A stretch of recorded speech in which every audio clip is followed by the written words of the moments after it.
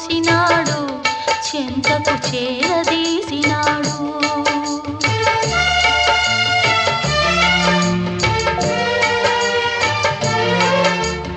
అభమో శుభమో తెలియని లేడి అతనిని నమ్మింది, తన హృదయం పరిచింది. ఆ తరువాత